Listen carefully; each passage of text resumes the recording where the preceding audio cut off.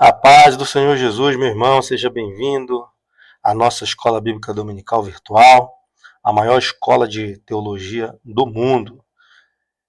Nesse trimestre a gente vai abordar um tema que ele é de bastante relevância para a Igreja do Senhor Jesus, para os nossos dias. Na verdade, ele sempre acompanha a Igreja desde a fundação e vai estar aí presente como um tema importante até a volta do Senhor Jesus, que é justamente esse, em defesa da fé cristã. Então, o que a gente vai abordar? A gente vai ver aí nesses 3 meses, combatendo as antigas heresias. Isso aqui é importante, as antigas heresias que se apresentam com nova aparência. Então, são justamente pensamentos, justamente ideias contrárias à fé cristã, à Escritura Sagrada, contrárias ao Senhor Jesus Cristo, mas que elas não são novas, não são de hoje, não são novidades, na verdade. Não há nada de novo debaixo do sol. Elas apenas são apresentadas agora com uma nova aparência. Então, lição de número 1. A gente vai falar sobre quando as heresias ameaçam a unidade da igreja. O comentarista escolheu aqui três textos para a gente estar lendo na leitura bíblica em classe, que é Atos 20, do 28 ao 31, que diz assim, olhai, pois, por vós e por todo o rebanho sobre que o Espírito Santo vos constituiu bispos para apacentar a igreja de Deus, que ele resgatou com seu próprio sangue, porque eu sei isto, que depois da minha partida entrarão no meio de vós lobos cruéis, que não perdoarão o rebanho, e que dentre vós mesmos se levantarão homens que falarão coisas perversas para atraírem os discípulos após si. Portanto, vigiai, lembrando-vos de que, durante 3 anos, não cessei noite e dia de admoestar com lágrimas cada um de vós. O segundo texto da leitura bíblica é a primeira carta de Pedro,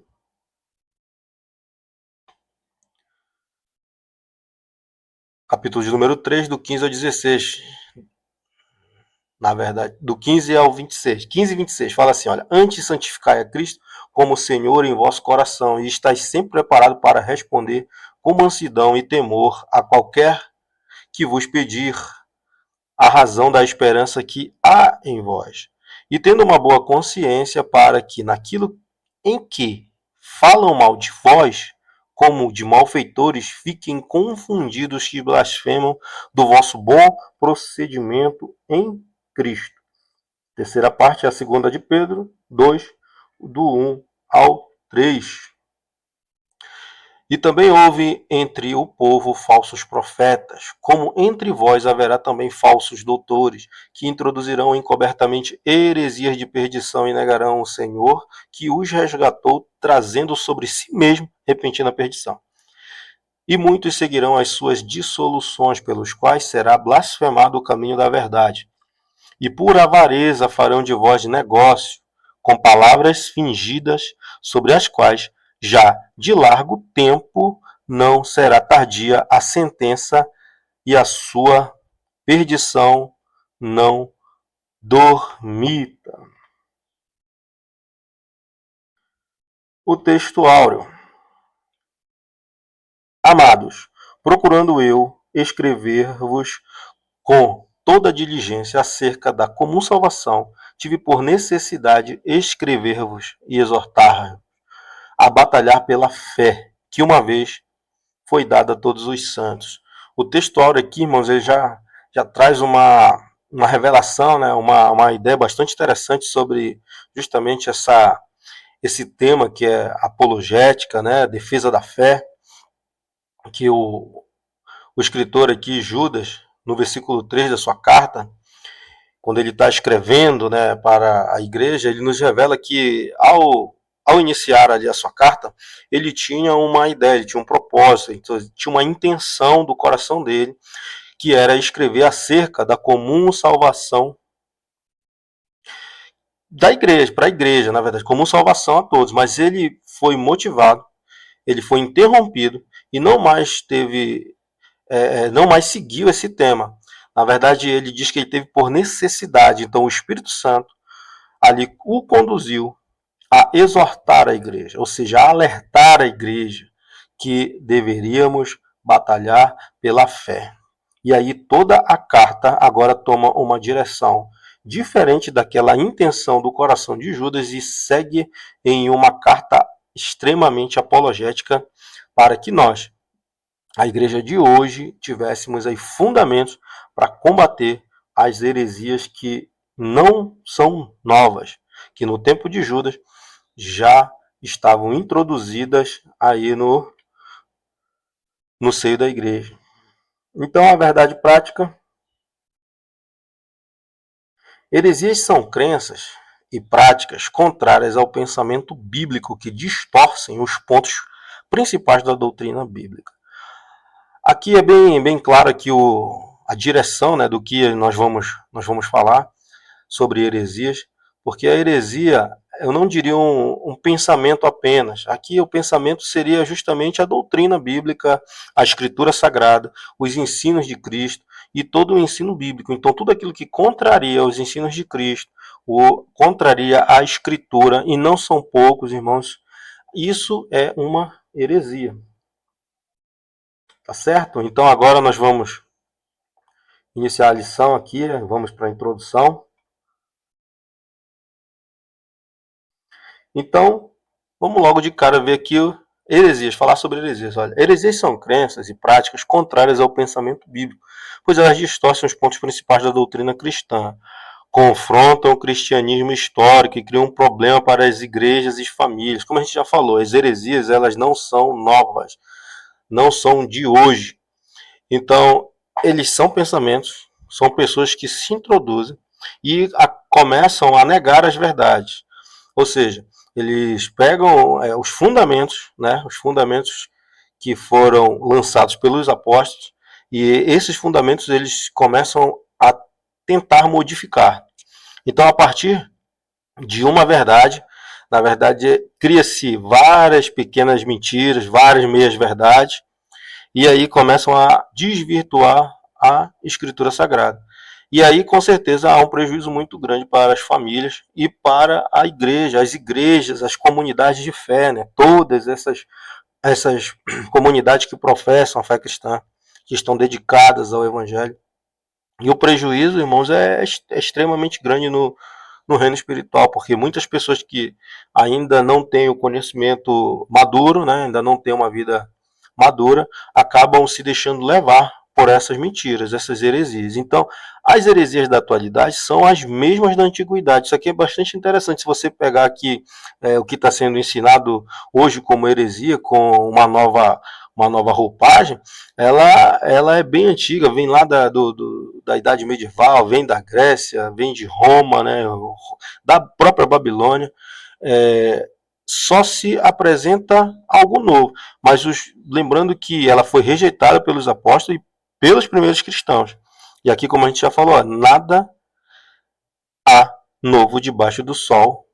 Em Eclesiastes 1:9 nos mostra que o inimigo ele não cria as coisas, então ele pega justamente o que Deus criou e vai tentando desvirtuar para assim afrontá-lo e desviar o homem do caminho da verdade.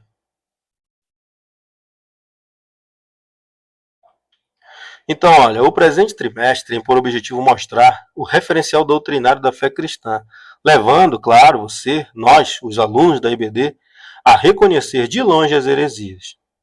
Esta primeira lição é um estudo sobre o problema das heresias nas igrejas e a nossa responsabilidade na defesa da fé. Então, como a gente já falou, não é de hoje. Elas sempre vão tentar entrar à força na igreja e quando entram, né, que é inevitável que entrem, isso é a verdade, a gente tem que estar preparado. É nossa responsabilidade estar pronto, tá com a defesa aí na ponta da língua, o coração ardendo com o evangelho para poder defender, justamente fazer a nossa parte. Então o item 1 fala assim, a ameaça dos lobos vorazes.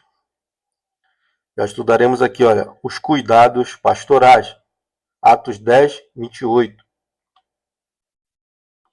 Então veja bem, os anciões mencionados no versículo 17 são chamados de bispo nessa passagem. E ao dizer que eles foram constituídos pelo Espírito Santo para apacentar a igreja de Deus, mostra que eles são pastores.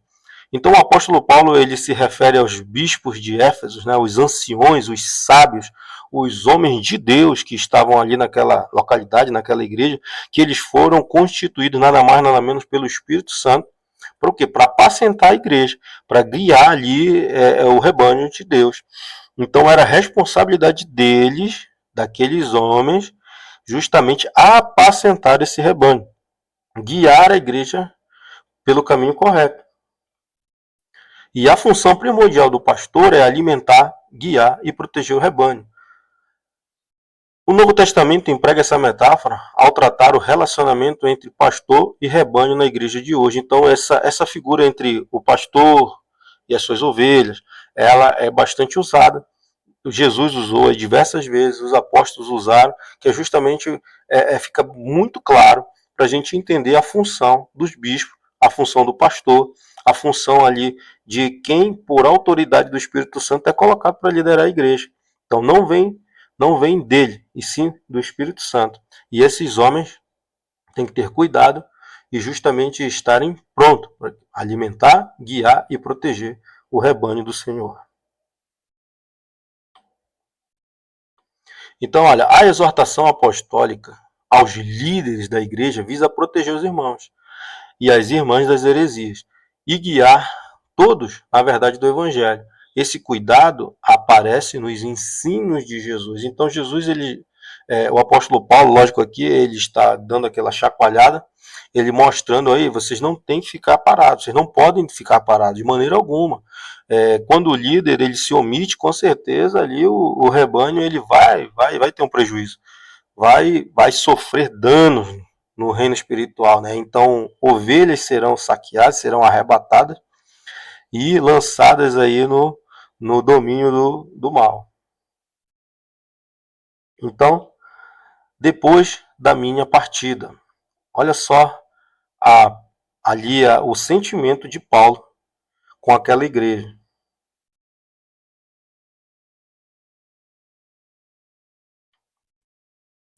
Então essa expressão é uma palavra profética, pois o apóstolo Paulo não está apenas se referindo à sua morte, veja bem, mas também ao avanço dos hereges no seio da igreja depois do período apostólico, ou seja, no futuro.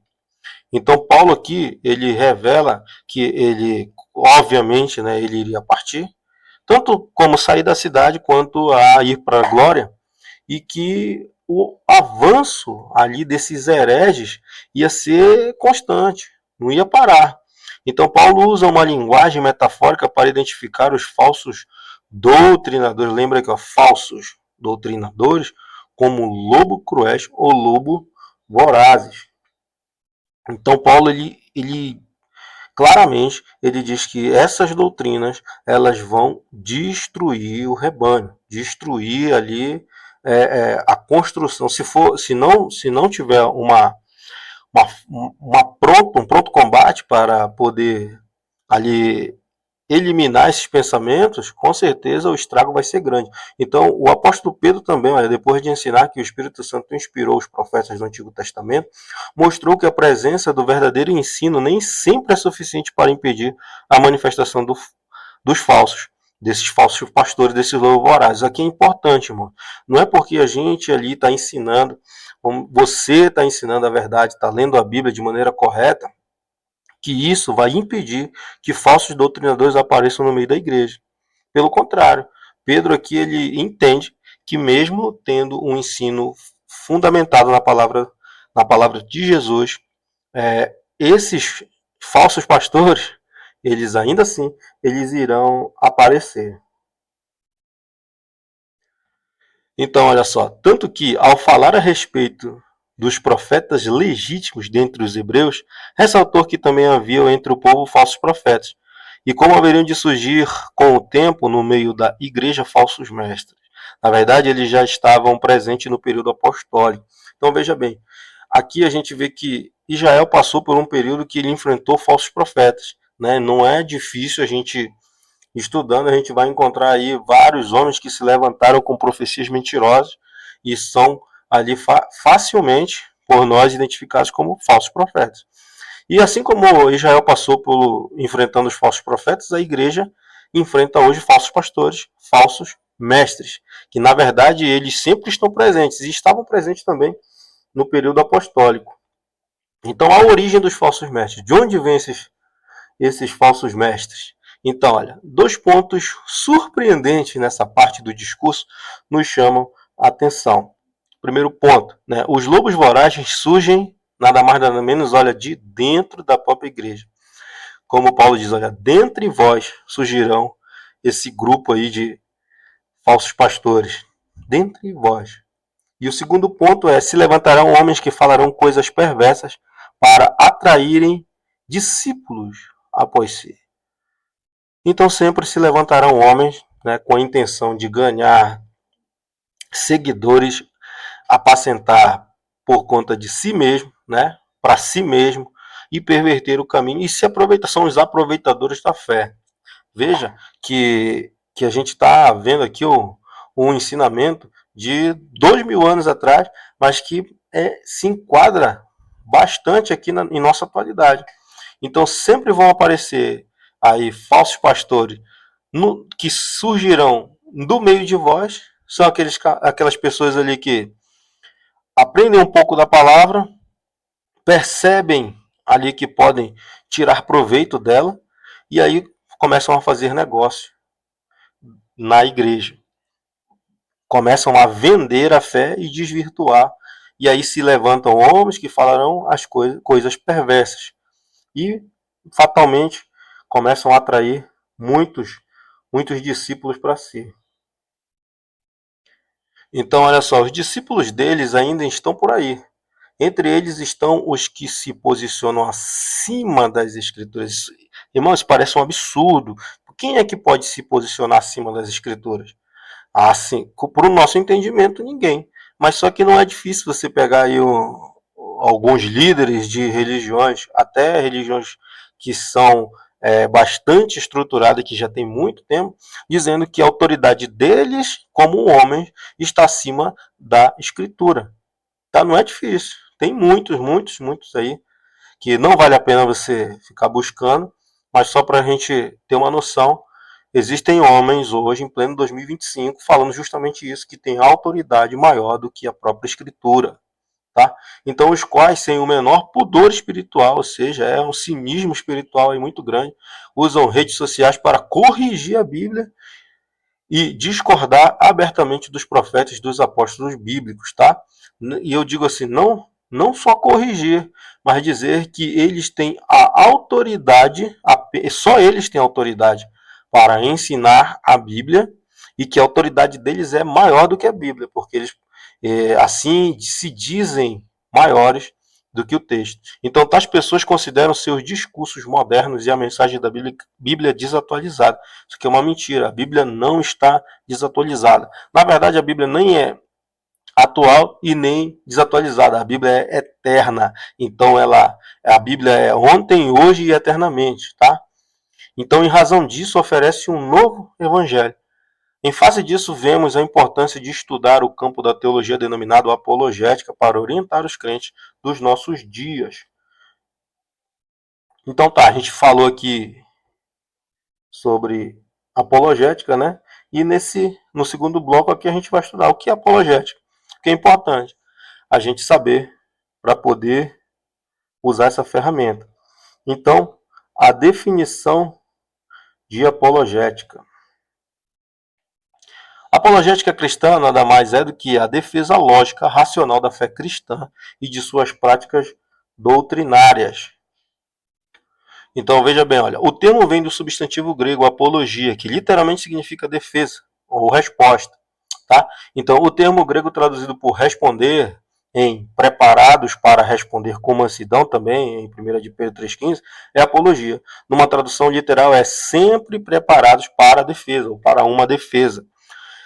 Isso aqui é o que vai ser o diferencial na sua pregação, na minha pregação do Evangelho. Porque é muito simples a gente dizer que alguma coisa está errada e não ter resposta, sabe? Como muitas pessoas antigamente, né, falavam assim, isso aqui está errado.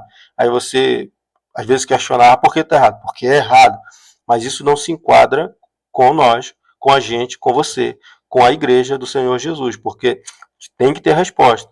Então, quando você identificar um erro, obrigatoriamente, Deus está te colocando ali para mostrar o que é certo. Então, você não apenas diz, irmão, isso aqui está em desacordo, isso aqui é uma heresia, isso aqui é um erro.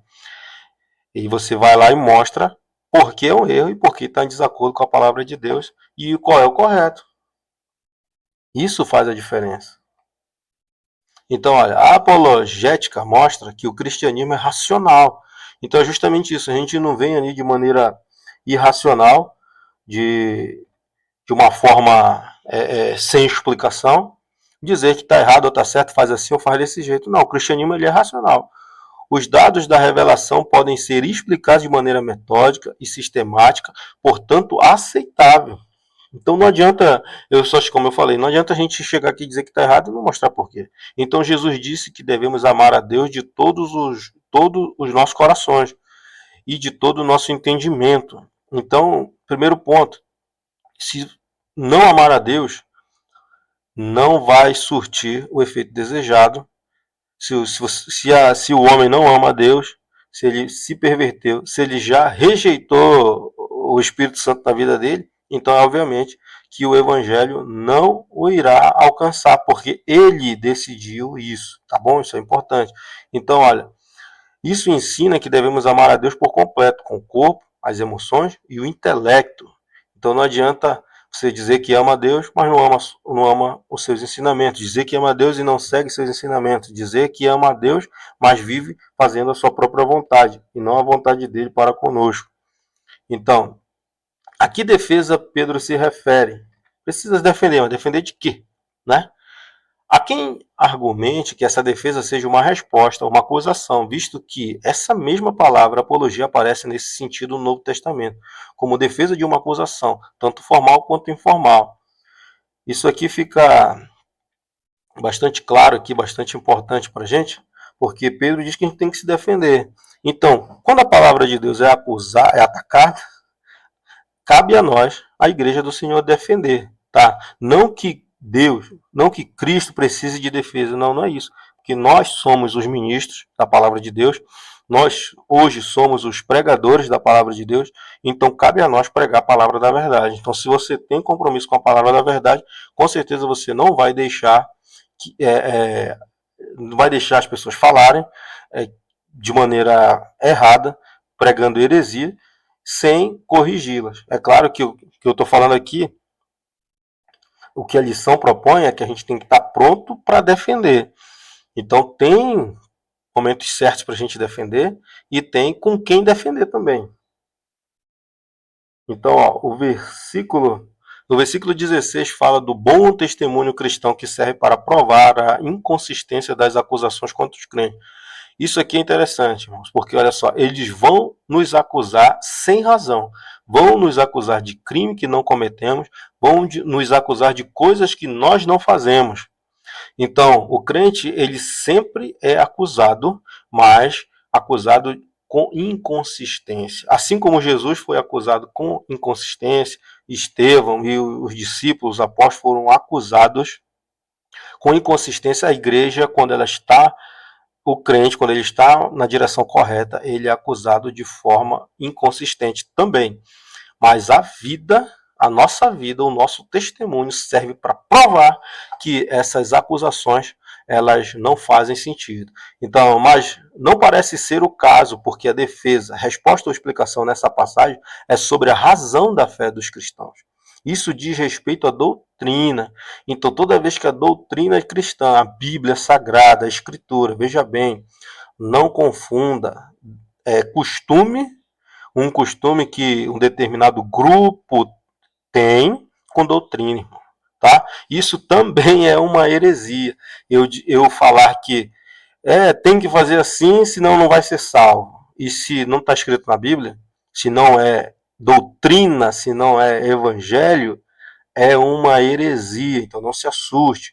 A gente vai falar aqui mais à frente, há pessoas que introduzem algo que não existe, algo que não tem a palavra de Deus, e dizem que é Deus que está mandando fazer. Isso é heresia, tá? Heresia de falsos pastores, de falsos mestres. Então, ainda que Pedro esteja se referindo à resposta a uma acusação formal no ambiente hostil, não deixa de ser uma oportunidade para a defesa da fé cristã, como aconteceu com o apóstolo Paulo diante de Festo e de Agripa, na mesma audiência. Então, ele estava sendo acusado de crimes que não cometeu, e ainda assim ele usou aquele momento, aquele ambiente, ele entendeu, o apóstolo Paulo, que era um ambiente propício e que ele deveria, em defesa da sua fé, pregar a palavra de Deus. Então, por que devemos combater as heresias? Essa é uma pergunta bastante plausível aqui para a nossa lição de hoje. Então, primeiro, para defesa própria. Os cristãos devem estar informados daquilo que os vários grupos ensinam e saber a forma de refutá-los biblicamente. Isso aqui, irmãos, é um ponto em que, se a gente for ignorante acerca do que está acontecendo à nossa volta, provavelmente nós não conseguiremos conversar e nem pregar a palavra de Deus. Aí você pode dizer, mas é o Espírito Santo que convence o pecador. É óbvio que é. Mas se você não pregar a palavra de maneira correta, pregar a palavra com propriedade, então a palavra não vai ser pregada. E aí você ficar cheio de dúvida, cheio ou melhor, com falta de conhecimento, com certeza você não vai ser levado a sério. Tá? Em nenhum momento o apóstolo Paulo ele deixou de pregar a palavra para o grupo, para o público que ele tinha presente, por falta de conhecimento. Você lembra quando ele estava na Grécia? Ele usou todo aquele ambiente, ele usou a reunião ali daquele povo que gostava de debater, dos filósofos, né? Ele usou ali a cultura e aí pregou o evangelho de maneira eficaz e ali fundou a igreja. Então, é claro, é óbvio que você não precisa saber, ou você não tem como, a gente não vai ter como saber como é que funciona todo o sistema do mundo todo hoje, mas aonde você está, no bairro que você vive, a cidade que você mora, você entende o funcionamento. Você sabe que o jovem está pensando, como o inimigo está agindo na área, os demônios setoriais eles estão dominando a mente das pessoas ali, e através desse conhecimento você tem que ter base bíblica para combater e ser um evangelista e pregar a palavra de Deus e vencer o mal nessa sua esfera aí, nessa sua região, tá?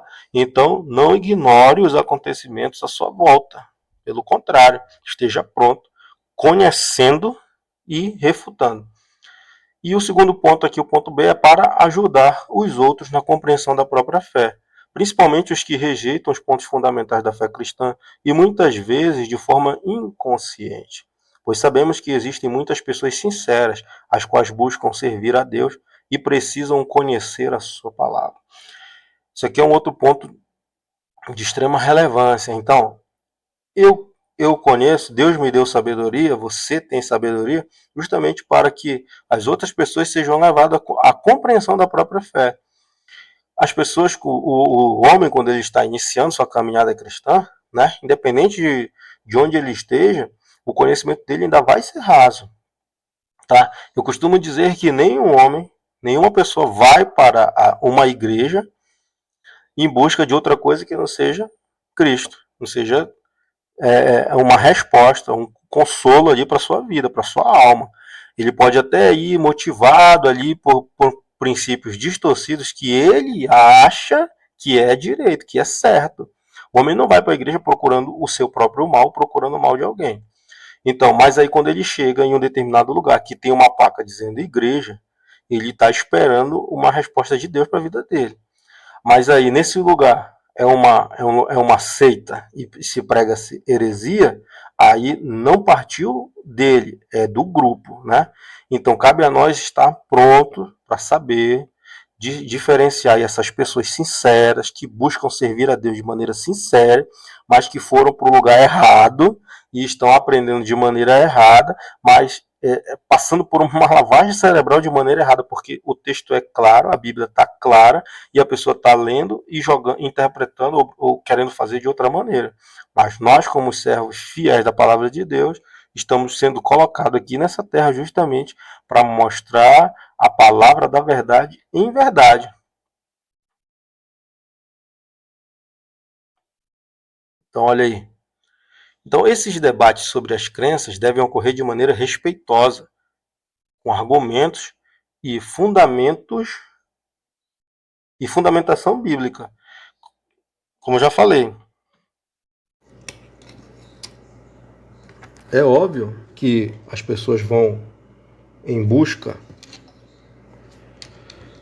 da palavra de Deus, elas não vão ali correr em direção à sua própria perdição, à sua condenação. Então, primeiro ponto, quando você estiver debatendo sobre a palavra de Deus, se é que assim a gente pode colocar, né? Não é uma briga, não é uma disputa, é o que? É uma conversa, é uma oportunidade de evangelizar. Então, se a outra pessoa ela tem a intenção de brigar, chega apaziguando. Você é meu irmão, a gente não tem por que brigar. A nossa intenção aqui é conhecer de Deus. Nós estamos aqui justamente para entender Jesus para a vida da igreja. Então, esses pontos, procurando pontos comuns, de maneira respeitosa, mas com argumentos e fundamentação bíblica. Que não adianta você dizer, não, mas eu acho que é assim. Não, eu acho que perdeu a conversa. Então, respondendo às objeções contra a fé cristã. Mas como? Com a Bíblia. E sempre lembrando, o êxito dessa luta é garantido quando se está nos domínios do Espírito Santo. Então veja bem, você não vai sair atrás, você não vai anunciar que está procurando debater a palavra de Deus com pessoas, com sábios de seitas e doutores de heresia. Não precisa disso. O Espírito Santo te conduzirá no lugar certo, na hora certa, e te fará lembrar aquilo que tu estudou para poder combater de maneira correta, santa e eficaz. E agora, para finalizar aqui a lição, o que são heresias? Isso aqui é muito importante. Então, vamos falar aqui no primeiro bloco sobre seitas e heresias. Lembrando que, olha, a palavra airesis, no Novo Testamento grego, é traduzida como seita, em Atos 5, 17, 15, 5, 24, 5 e 28, 22, e também é traduzido por heresia, na primeira carta de Paulo aos Coríntios 11, 19, de Gálatas 5, 20 e Pedro, na segunda de Pedro 2, 1. Então, é verdade que o cristianismo foi também chamado de seita, lembra disso, porque tudo será usado contra vocês, dizendo assim, o cristianismo também foi chamado de seita, mas por quem? Por não cristãos e pessoas perversas, pessoas que não conheciam a verdade do Evangelho de Cristo e que se opunham a ele. Então, o judeu ali, o povo que não aceitou a Jesus, que não entendia, não entendeu na verdade o sacrifício de Cristo, não entendeu o propósito do Evangelho, chamou os cristãos de seita, tá? Mas com uma intenção de parar o avanço da palavra de Deus. E aqui a palavra seita é usada para designar religiões heterodoxas. E é um termo também já desgastado, trazendo em si muitas vezes um tom pejorativo, por isso devemos saber quando aplicá-lo. O que a gente tem que fazer?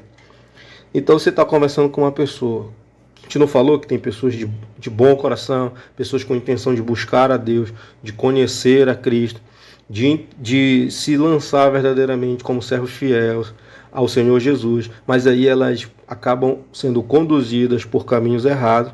E aí você vai chegar para essa pessoa e dizer que ela está numa seita, com certeza a conversa vai acabar ali. Porque ela vai entender que você está desmerecendo ela, desmerecendo a fé, desmerecendo os irmãos, desmerecendo as pessoas que ali estão e se colocando em posicionamento como algo maior. Então não faça isso se você não estiver devidamente a propriedade para poder tocar nesse ponto. E agora o item 2 fala de as aireses, né, no Novo Testamento. Então, esse vocábulo aparece sempre com sentido de partido ou espírito sectário e nem sempre representa uma ruptura com o sistema convencional de determinada comunidade. Olha só, veja bem, os saduceus e os fariseus eram uma seita que formavam facções dentro do próprio judaísmo, e a versão bíblica NAA traduz eles por partido. Então você vai ver sempre Jesus sendo duro ali com os fariseus, com os saduceus, com esse povo, com os príncipes de Israel, que na verdade deveriam conduzir Israel pelo caminho correto, deveriam ensinar o povo a lei de Deus de maneira correta, e eles não faziam dessa maneira. Pelo contrário, os ensinamentos dele era para que eles se perpetuassem ali no poder, e eles se perpetuassem ali no comando de Israel e usufruíssem ali de posições importantes, enquanto que o povo perecia e lhe faltava os mestres, faltava conhecimento e eram enganados todos os dias. Então Paulo adverte para que não haja no seio da igreja essa divisão, ou seja, dentro da igreja, dentro da sua comunidade, pessoas ali com inovações doutrinárias. Veja bem, irmãos, inovações doutrinárias. Não é o irmão que tem uma direção, uma percepção que os outros não têm, e aí decide pregar o evangelho com essa percepção nova para os dias de hoje, e aí é acusado, a igreja acusa o homem de herege. Não é isso. É que ele está dizendo que a Bíblia ela está errada, e aí ele teve uma revelação e agora ele tem a Bíblia certa. Isso é a seita. Aí ele vai acabar fundando uma seita. Então, heresias de perdição. É nessa passagem que a heresia apresenta o sentido de erro doutrinário como a heresia propriamente dita no campo teológico que nós conhecemos hoje. Então, a heresia distorce os pontos principais da doutrina cristã no que diz respeito a Deus, Trindade, o Senhor Jesus Cristo e o Espírito Santo, ao ser humano, natureza, pecado, salvação, origem e destino, anjo, a igreja e a escritura sagrada. Basicamente, né, em todos os campos há uma forma de heresia. Então aqui essa pequena reflexão aqui para a gente, olha só, as heresias são mais devastadoras do que perseguição. Você vai dizer, mas por quê, irmão? Porque olha, nenhuma igreja foi destruída por causa de perseguição, mas muitas hoje deixaram de existir por causa das heresias, que fica essa palavra que ela é atual e preocupante para a vida de quem não se posiciona, e que todo salvo, todo crente se posicione e a partir de agora, se está dormindo, desperta para refutar essas heresias.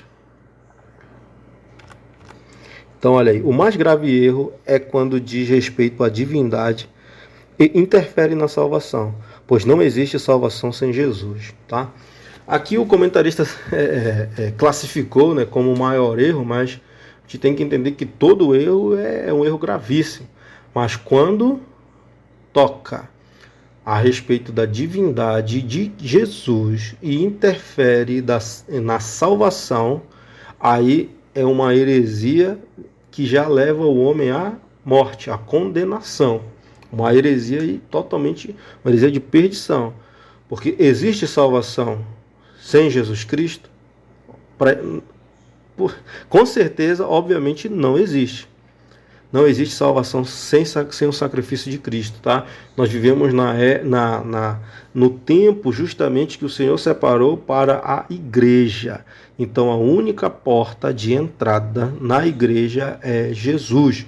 Eu posso ser bom como for aos olhos da minha comunidade, do meu vizinho, das pessoas que me cercam, mas isso não é suficiente para eu ser salvo. Eu posso fazer eu posso doar tudo que eu tenho aos pobres, mas se eu não tiver Jesus, isso não serve de nada para a minha salvação. Eu vou estar fazendo boa ação, eu vou estar sendo respeitado, eu vou estar sendo aplaudido pelos homens, mas para critério de salvação não vai acrescentar.